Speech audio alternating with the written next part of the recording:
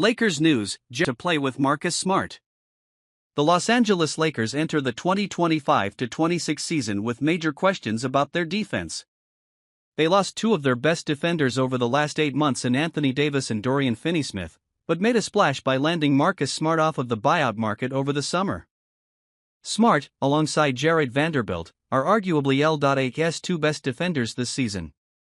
Vanderbilt and Smart are two of the peskiest perimeter defenders in the NBA, with the latter winning Defensive Player of the Year just 3 years ago. And while both have question marks surrounding their offensive production, there is no doubt that the two will play major roles for LA. And even share the floor together quite a bit this season.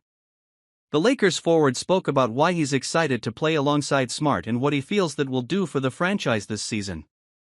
Just causing havoc, Vanderbilt said after practice on Tuesday.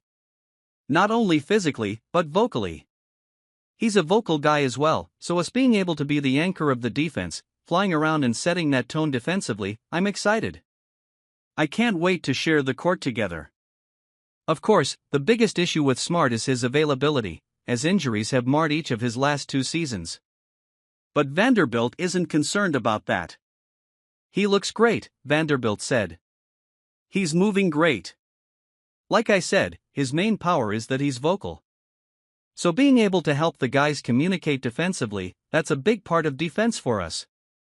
Being physical is one of them, but also being vocal, and he does both at a very high level. Vanderbilt and Smart both have dealt with significant injuries over the last 2 years, which makes hinging LA's defense on them a bit of a risk.